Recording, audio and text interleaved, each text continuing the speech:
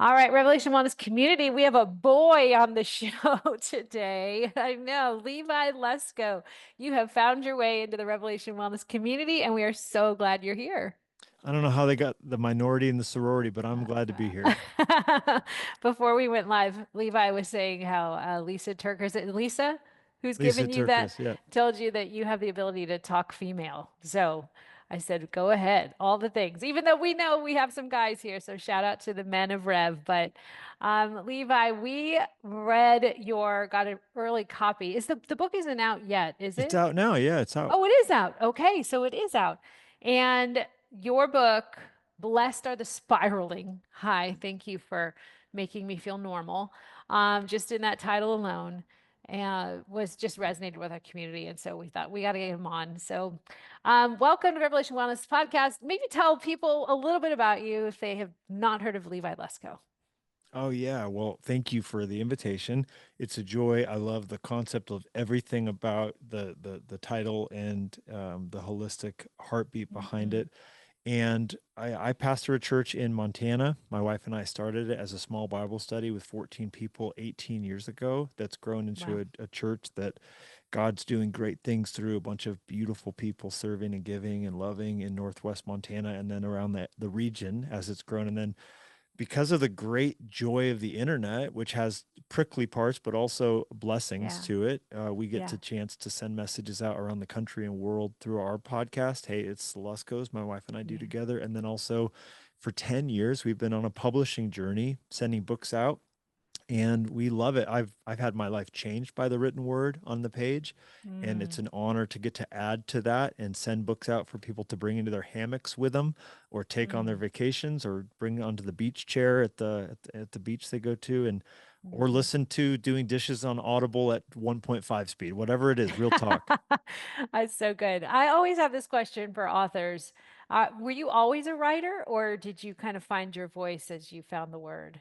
No, like I said, I've loved reading. So when I was a child, I used Mm. to every summer do local library contests. How many books can you read in a summer? And if you Oh, won the it's so cute. most, you would get a prize. And I would Yes. always, I mean, I read everything in my house. I devoured, would read books 10 times because I just needed something else to read. Amazing. And so I really always wanted to write, and I've loved the journey. Wow. So good. Well, you are definitely made for it, and we're blessed by it. So, blessed are the spiraling. I want to jump into some questions that I have based on the book. You wrote this. I'm going to go right into a quote because I want you to unpack it. You wrote, I'm lost on the mountain.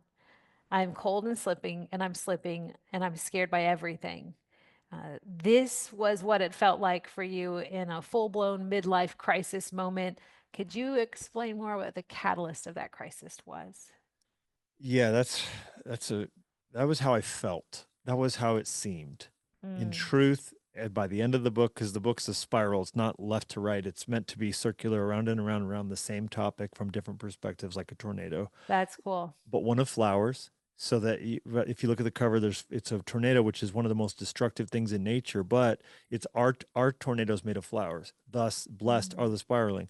So I felt like I was on a mountain of terror, slipping, falling, dark, alone, didn't have my bearings. Am I going to make it out of this? But by the end of the book, I discover the glory of God on the mountain. The same mountain takes on a whole new perspective based on what my insight of my purpose is on the mountain. And we use the language of over the hill to talk about midlife and turning 40. So that's mhm, where kind of I was at. I was 38 technically, mm, but globally, 72 is the expectancy of our planet. So mm. 36 is technically globally the halfway point. We Fair. live longer in America because we have better health care and food, but my dad died at 72. So none of us are guaranteed a long 80, 90 years or whatever. Amen. And I started to struggle with so much that had gotten hijacked by way of my identity from Hmm. becoming a pastor very early. I started preaching at 20, and I had no idea that how I saw Wow. me was the young pastor. But Yeah. I was just always the youngest guy in the room until I wasn't, until Yeah. younger people started coming along. And then I had to start grappling with Yeah. not being who I thought I was. And so if I'm not who I thought I was, who am I? And what Yeah. am I 10 years from now? What after that? What about Yeah. 60? What about 70? And I think all of us struggle, whether we want to talk about it or not, with the physical effects of aging, the Yes. emotional, the testosterone and hormonal, and our drive changes. For a man it's Hmm. testosterone, for a woman progesterone. All the different things are, it's so Hmm. complicated to Yeah. be a human, number one, to be an aging human, number two. So And true. so that's what caused me to get disoriented or destabilized or diseased, Hmm. right? Yeah. Was the story of your losing your daughter, was that part of this? I know you've written about that in other books. Was that also kind of looping in at this time too? Not particularly, which is so Okay. strange and was actually very confusing to me. And through counseling, it was like, wow, that's my most healed wound. Losing Wow. Lenya, which is the biggest. Most people say, I can't believe, I would never think I could bury my kindergarten daughter and come through that with joy and come through that with peace. It was awful. Don't get me wrong. That was 13 years ago and it was very painful, but I went hard on the counseling and all the things to heal that Yeah. wound, and God was Yeah. gracious and community was kind. But Mm. this was stuff that was the thousand paper cuts from my childhood I just had never paid attention to. There it is. Yeah, the death by a thousand paper cuts. Not a capital T trauma, those tiny little micro Oof. things that come against us time after time, and we just kind of brush it off, especially as a pastor, a leader of people. You kind of don't, often make time to feel the things you need to feel. Has that been an experience for you in this midlife time of Yeah, feeling I the mean, responsibility of those you lead? there's so much emergency to being a pastor. You're the one getting called when Yeah. someone's son takes their life, and you're going to show up and pray with him in the driveway, and before the coroner's gotten there. You're going to be the Mm-hmm. one who has to walk into the room with the young child dying of cancer, and the Mm-hmm. funerals and all the things. So sometimes you don't Mm-hmm. get all the time you need for your own self, and that's a decision. You don't have to. You Yeah. can choose Yeah. to get healthy, and you don't have to lead Yeah. hurt. I just didn't know those things were there, and wounds that are concealed can't be healed, and my Right. wounds were concealed even from me. If you would have Right. asked me 35, Wow. 25, what impact did your parents' divorce have on you? I would have said, not much. And I would have been straight. I could have passed a lie detector. Wow. But in truth, it affected me immensely to have to watch my mom pack up at Christmas time in high school, have her leave and move her into her new home, and have our family never really talk about that. And I just had to go Wow. on without the emotional support on a day-to-day basis of a mom who did love me. And she wasn't giving me what I needed because she didn't want to, but because she couldn't. She was broken. Yeah. She had Yeah. been struck by lightning in her own way. And so she didn't have anything to give me. So I, of course, uh, needed to find a way to heal through that, or cope with that. And my Yeah. way was pornography. And Yeah. then eventually, as a Christian, when I got over the pornography, it was in a lot of the mentors that I would look to help me out along. And I was looking for a mom, and I didn't Wow. understand all that Wow. until we were unpacking it in counseling in a long intensive. And my counselor, looked at me the way counselors do when I was saying my pornography addiction and my mom leaving have nothing to do with each other. And he said to me, "Did you decide they have nothing to do with each other, or do you think they actually do not have anything to do with each other?" And I was like, "Oh my gosh, I'm a cliche. I Oh. hate this." I'm a cliche. Found out. So this book then really was, and I think you refer to it in your book about your body keeps the score moment, right? There's this language in the Christian circle that, and it's funny, I wrote a book about metabolizing our pain and how to, not avoid our pain, but how to kind of move through using the body as a resource and a tool. But sometimes we can kind of think, well, you just got to hurry up and process through that. And like loss is gain, but there is a deeper time or space for the story. Can you tell me more about that for you and the body keeps the score moment? Yeah, I spent 18 years preaching like a man on fire. I went to Africa multiple times just for one, two messages, would fly straight back, not do anything to come or down from the jet lag. Wow. I'd land, go straight into another thing, be writing another talk on the plane. Addicted. In a lot of ways, it was some addiction issues, but not with substances, but with doing things for God. And Hmm. good, and the motives were mixed. I wasn't doing it Yeah. for the wrong reasons, but there's stuff that got wrapped up in the wrong reasons in there, being the hero. Yeah. In God's sense of humor, the literal week the book came out, I got a text message. Somehow, someone got in Europe got my number. They said, "Hey, there's this big outreach happening in South Africa the week after the book comes out. Speaker backed out, 8,500 people in an arena. Will you come?" And I looked at my calendar, and to do it, I would have to land, preach, go on the airplane. And I told my assistant, "This is a test. I promise you, this is a test. I'm saying no, someone else will go." I was probably the fifth on the list anyway. Woo! You know what I mean? But they said that the Yeah. kind of buzzwords, it would be great opportunity. They really need you. So the hero in me, the needing to be validated, was like Wow. ready to be like, yes, Right. yes. And I said, God, I'm going to play tennis with my wife. I'm going to walk with my son. I'm going to be at my church. I'm not doing that. And the body keeps the score. So 18 years of that, going into the pandemic. And all of a sudden, I'm at home for an extended period, like all of us were. And PTSD doesn't kick in when soldiers are at war, it's when they come home. And that's when my Hmm. body felt safe enough to begin to feel all of the Hmm. accumulated, unmetabolized Hmm. stuff. Hmm. And then what was that process like for you? What does it look like physically, emotionally? Like talk us through any of the practices for you. Oof, well, how it felt was awful. Panic attacks, lack of Wow. motivation, apathy, fear, constant dread. That's how I Wow. felt. And it was Yeah. about an 18-month long healing journey. It started with me asking for an appointment with my physical doctor. Am I dying? Hmm. What's going on? Where is this coming Hmm. from? My counselor, realizing I had reached the limitations from my counselor, so getting actually with a psychologist to a different approach it on a different level. Yeah. Breathing exercises, a Xanax prescription for a season, Hey. taking up some new hobbies, saying no to a whole bunch of other stuff, all of the look back, assessing supplements. Turns out a big part of it was my pre-workout. I was taking a Wow. pre-workout that literally said on the bottle may cause feelings of panic.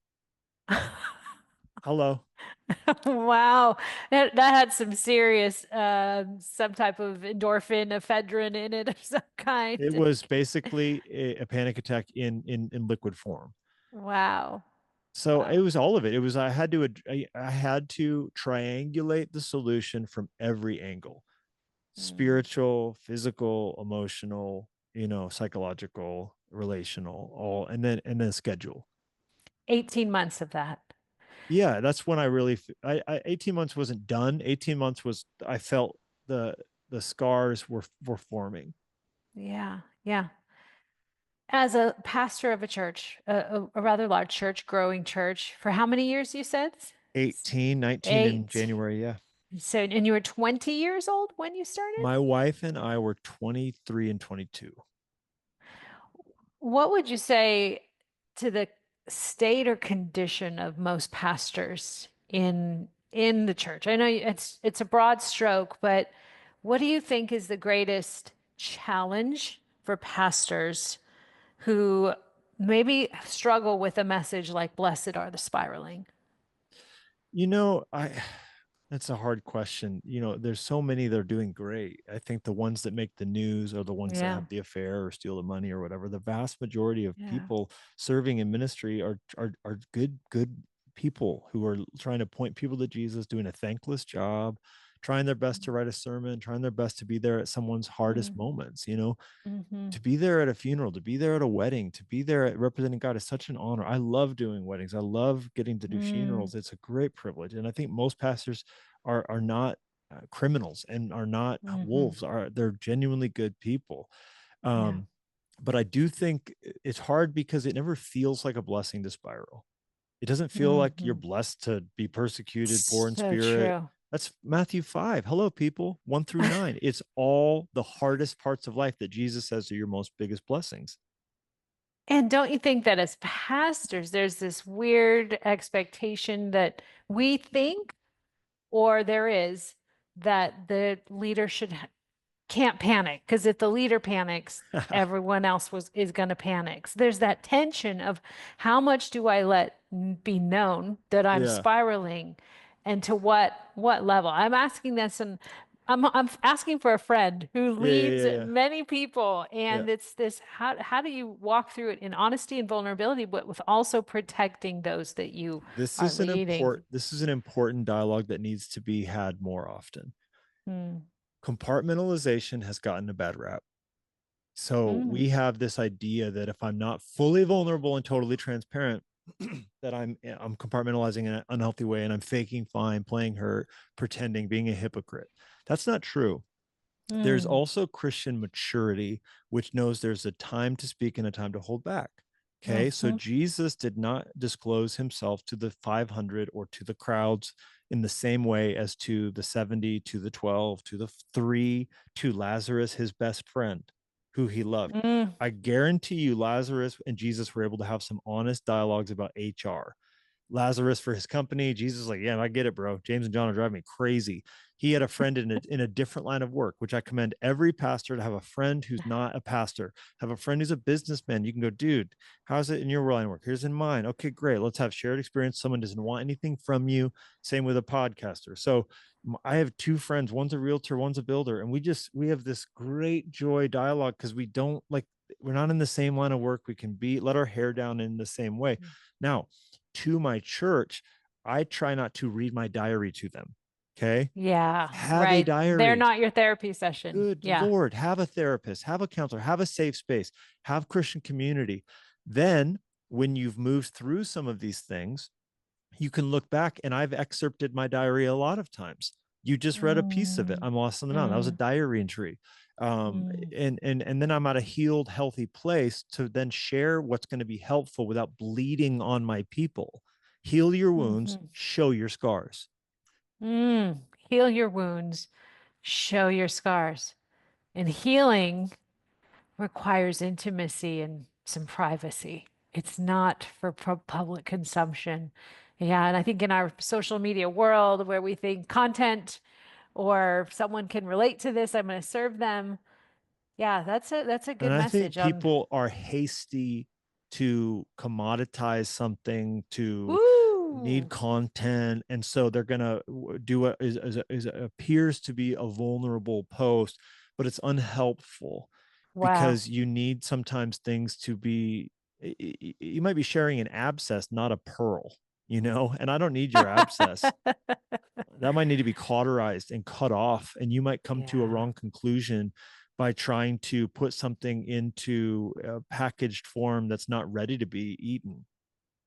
Well, this goes back to how you mentioned that you had a community of people. You had some people, and I love that they were diverse. Not everyone is in the same role as you, and so they could bring different perspectives. So, man, how much talk us to more about the aspect of relational healing, healing in community.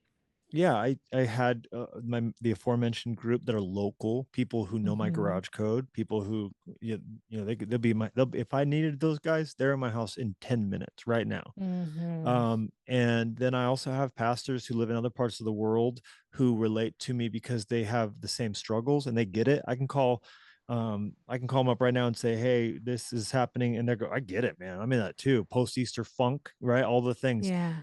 Yeah. podcast stuff or influence. There's unique peculiarities to what we do. Peter can talk to Paul about. Paul confronts Peter about because they both understand the pressures of leadership. So that you need to have that, but then you also need hmm to have the wise older voices, the sages, which is hopefully what we can all hmm become. The Yodas. Amen. Luke Yeah. Skywalker needs a Yoda, right? Yeah, and yes. and so we have those, and then I think we also have people we're pouring lessons into. Younger people we're trying to give our shared hurts and lessons to that are coming alongside, and we're opening up doors before them. Yeah. And then my Yeah. most important mentor, my wife, I woke her Yeah. up the first panic attack. Hey baby, I'm Mm, scared. I don't know what's going on. I need you to pray. I need your help. I need your yeah. eyes on this right now. And to Yeah. be, intimacy, me, you see, you said intimacy, Yeah. intimacy, Intimacy. Yeah. letting Jenny see that. And then, it's like that didn't make her respect me less. I think it made her respect me more that I was Yeah. humbling myself before her. Yeah. Yeah. Yeah. That's so true. So who was Levi before he got lost on the mountain, and who was he after? Well, I've learned to be kind to my younger self. because it would be easy Mhm. to go, that guy was an idiot and that guy was, what a moron. But now I would like to be a little more empathetic to younger Levi and say he was doing the best he had with the tools he had then. He didn't know. Mm, Sixth grade Levi looking to pornography to replace his mom wounds. He didn't know. He mm, was just doing the best he could. And you know what? mm, 28-year-old Levi was preaching his little heart out. He was hurting. He was trying to figure it out. mm. He didn't, there's a lot he didn't know, but I'm grateful for him. I'm grateful for every stage he's been through. And so he's my ally, not my enemy. And now I'm Mm. also excited that he and I both get to meet 50-year-old Levi one day. Yeah. Talk more about that language of being kinder to my younger self. For some people, they go, wait a minute, my younger self. I know that's more of like the is it internal family systems and is language behind healing. Um, what get a little practical on that of being kinder to my younger self. Well, I can give a little Costco size sample because there's a whole lot of that in the book. I give all my notes on what I learned about that in chapter 5, but I Awesome. will say, and I actually enlist little Levi to help me close that chapter down. Love But that. um, Jerry Seinfeld was asked, "Can you listen to your old material? Does it make you cringe to listen to your old stuff?" And he goes, "No." That young guy was he was in there. He was in the arena. Oh, He was trying. so good. And I know we all have this, oh my, I was so dumb at 20, right? Um, but I had to learn to have compassion for where I was at. And Jesus said we have to become like little children into the kingdom of heaven. So if you're like, this is so Oof. psychological and Freud, it's actually biblical.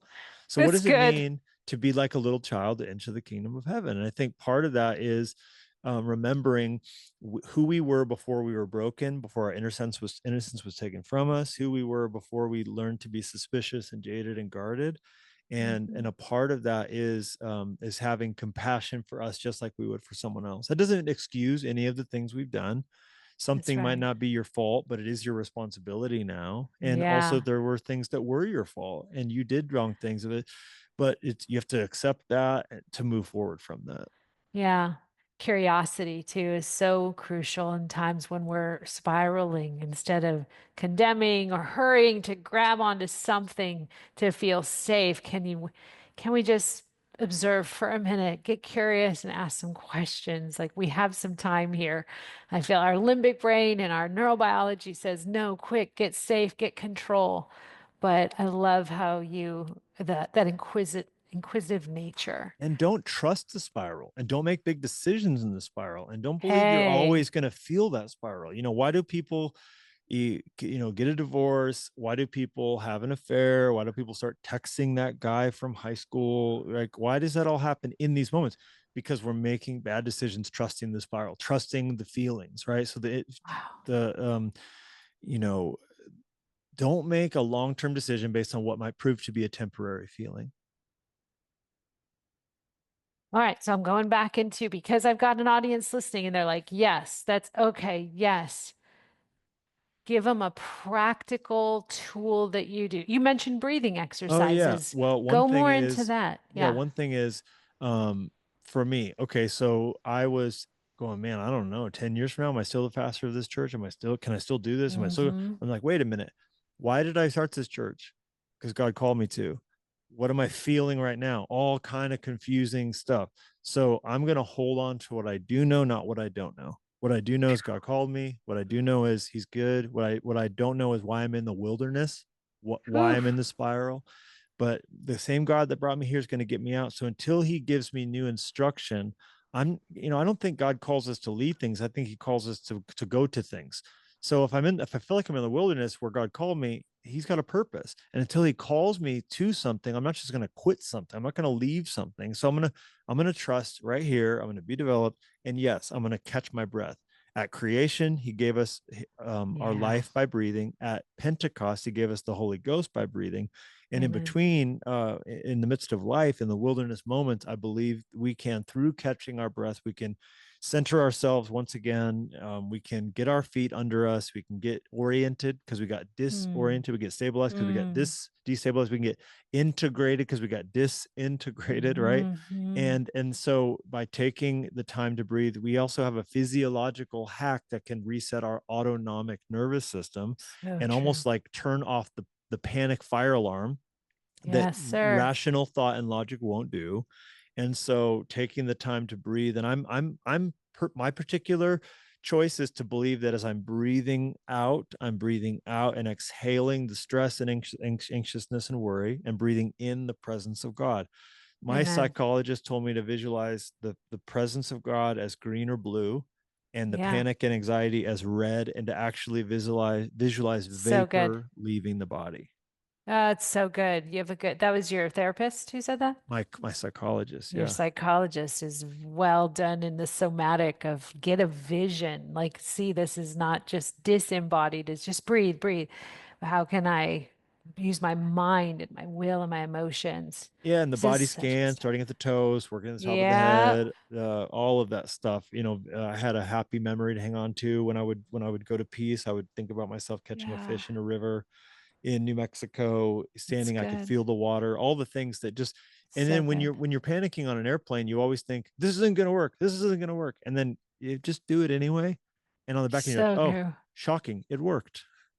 Speaking of, I've flying for me is still one of those, oh, how is this happening? And the moment a turbulent, hits any kind of turbulence hits the plane, boom, my stomach just drops. I don't know anyone. Maybe some people think it's fun and it's enjoyable. My stomach hits and my brain goes there. So back to breathing, one Yeah, of the things that I have learned to do is begin to breathe and then visualize. I just get the vision of God playing with a toy airplane, yeah, yeah. just doing whatever he wants with it because ultimately I have no control. I have Yeah, and no if you go to control. heaven from 30,000 feet, it's a shorter trip, I think. So, Great. Let me write that down and remember but it. honestly, I would sit there and squirm in my anxiety, in panic, and I would think to myself that I'm not going breathing wouldn't work, breathing won't work, and I would say, well, I'm going to set a 10-minute timer and do it for 10 Okay. minutes. And if it doesn't work, then great. I wasted 10 minutes, and I would start Yeah. with my toes, unflex my toes, breathing deeply, in through the nose, out through the mouth, and then work my way to the calves, the pecs, the glutes, the hamstring, flexing, unflexing, So releasing, and like good. your palms are sweating, but it's like you get to the end of your 10 minutes of that, and you're just like, wow, I'm a different person. I Come feel on. different It's now. so good. I love that. I love that, Levi, that you're just so aware of how it's all connected. Well, we have many listeners who are in their midlife spiral right now and are feeling disoriented. I think even for the midlife, you mentioned how you felt like, you were once the younger pastor. Now you're like, I'm the older pastor. And what would you have to say to them in their disorientation of that midlife question? Football fields always are cleared at halftime. They go to the Hmm. locker room. Why? They go away so they can come back. Tennis players will even do it. They'll figure out a way, like fake a bathroom break. I need to get off the court. If you need to restabilize, you always have to. Sometimes you'll see Serena Williams back in the day, she'd put a towel over her head. Why? I Yeah, want to I come remember back that. on the court different. So it's a Wow. gift that you feel the way you feel. I know that doesn't seem that way, but and it's not just midlife. Quarter life crisis is more prevalent in midlife, 2025. Later life crisis, which is empty nest, which is Hmm. retirement, which is like, what now? I'm not the youngest, hottest thing anymore. Hmm. You can spiral when your kid goes to kindergarten because you're Yeah. visualizing them getting married already. Now they're not going to return your Yeah. calls, right? We just do Yeah. these things to ourselves in our own heads, but it's a gift that you feel the way you feel because now you can improvise a new strategy coming back on the field, coming back on the court. So Love that. choose to believe the second half of my life is not just going to be on autopilot like the first half maybe was, because I am going to get my bearings and formulate a new strategy for the new season. That's so good. Why do you say that our faith journey is not going from strength to strength? Because as you were talking, I was thinking about a book named Strength to Strength that is about crystallizing the last portion of your life. You're here to be the Yoda to the Skywalkers. But you say that life is not going from strength to strength, but rather that death is not a curse, but a catalyst.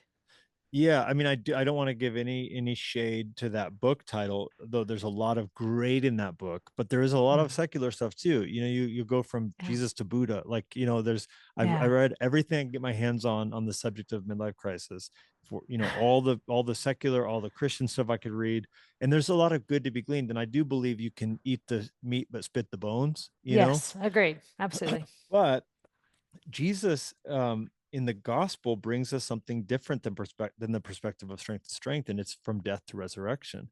And no one Amen. wants to die, but all of us want to rise. And Jesus said, "You got to deny yourself, pick up your cross, and die daily to follow me." And so, I do think that part of the way we grow is we go through these difficult deaths on the way to being reborn in His hands into what's next for us. And John the Baptist is proof. This guy spiraled because his whole everything got questioned, what he had given his life to. He ends up in prison. And he's like, "What the heck? Did I make a mistake?" And Yeah. and Jesus is like, "You're blessed. Blessed are you who's not offended. Blessed are you, you're greatest born among women." So I think sometimes while we're spiraling into death, what feels like death, if we could hear God, He's saying, "You're blessed. You are blessed right now in my name."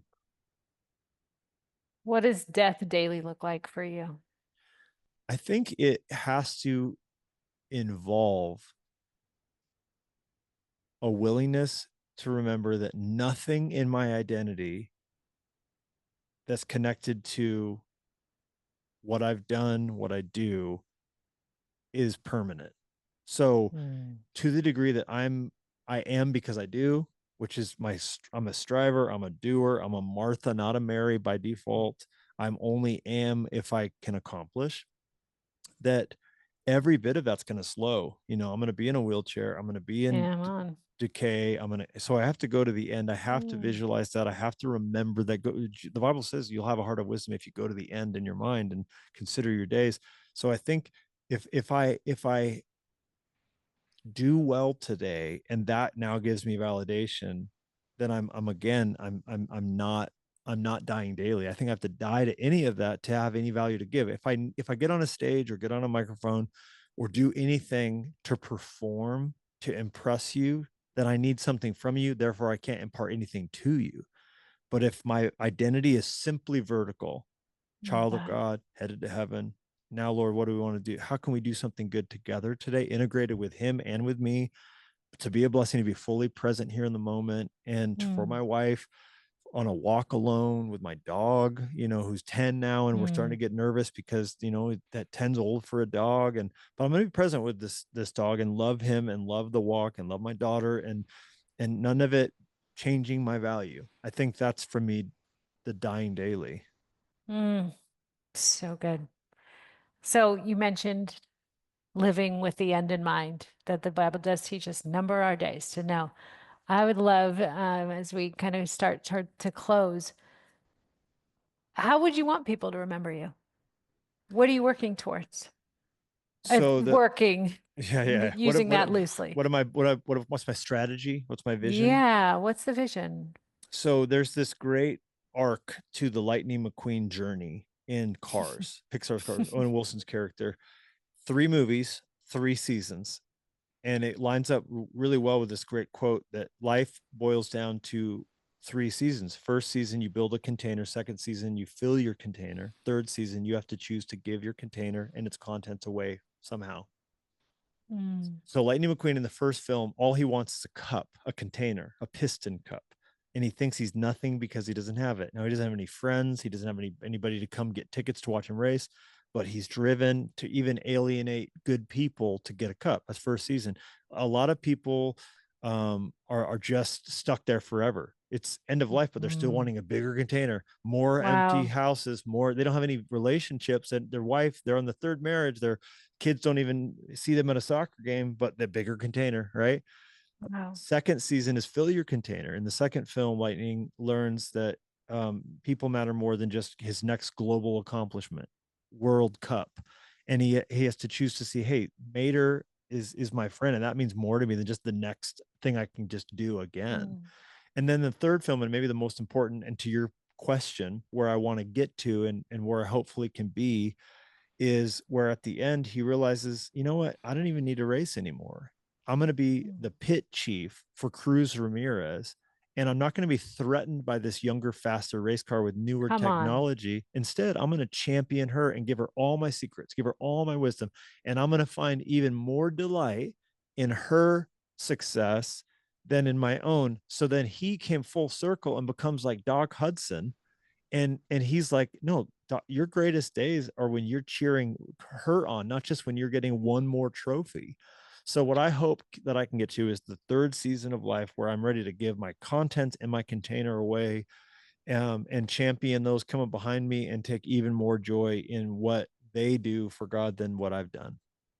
Boy, it really does come down to visual as you're talking. It's this, and when we're young, we're here, we're holding, gripping, controlling. And as you get into that older, wiser place, it's the real ability to let go and yet still be like fully yourself, fully have value in who you are, not because of what you do.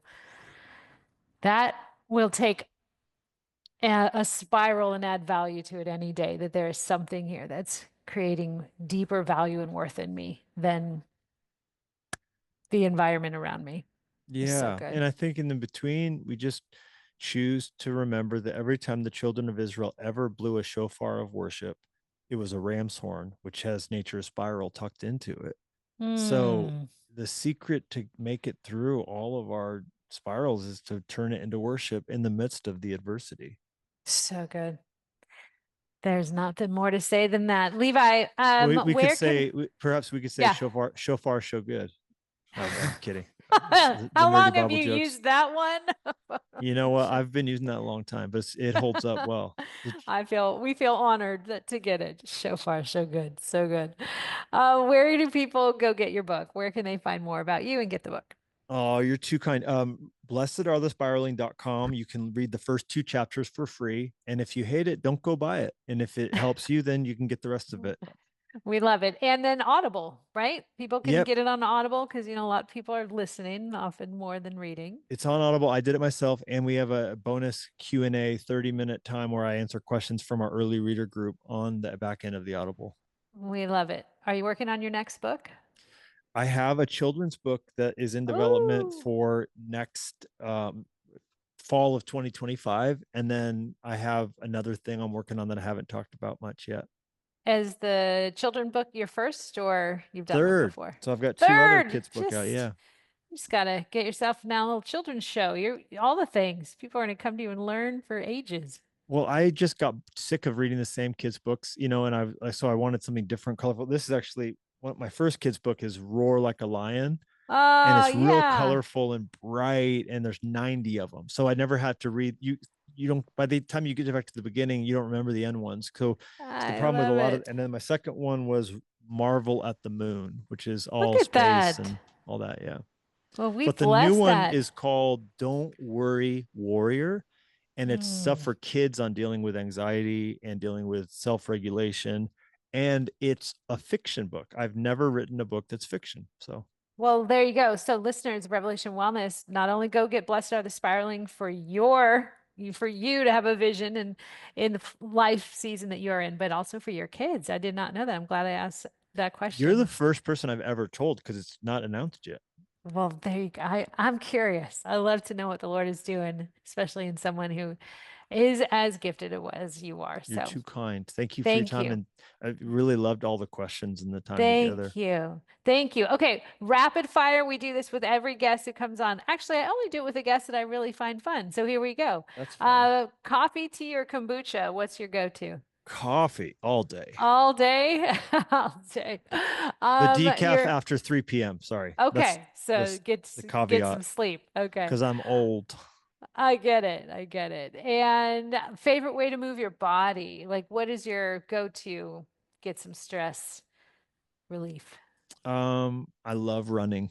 I love Me hiking. too. I love moving my Mm. body. Yeah, yeah, I love that. And your favorite, I'm gonna work out. These are my favorite apparel, or that's my go-to brand that I like. I love the On Cloud Monster running shoe. Who I'm doesn't? very good. They're very squishy, but they feel stable at the same time. Yeah. Yeah. Well, there's now going to be this movement back to less squish. That's coming. It The happens barefoot every, running, all it the things. happens Give me every all the time. squish. Give me all the squish. I Put need me it. on, yeah, couches on my feet. I'm I 54 I years don't want old. I'll another knee take the replace. I don't shock. want a knee replacement. I'm going to use the I squishy feel you. shoes. Yeah. Levi, thanks for being here. We're so honored, and we'll be watching out for your next books and hope to have you back. Oh, anytime. It was a joy. Thanks for watching, and remember, this video was brought to you by Revelation Wellness Instructor Training Program. Do you love Jesus and have a passion for fitness and wellness? Or maybe you're tired of the roller coaster of obsessing over and neglecting your body, and you know there has to be more to fitness. Let us equip you to lead others to health and wholeness rooted in Jesus Christ through our faith-based fitness instructor training program. Go to our website to learn more and listen to testimonies of people just like you who are bringing hope and healing to their communities as fitness teacher gospel preachers. Click the link in the description of this video and download a packet to get your journey to health and wholeness through Christ started today.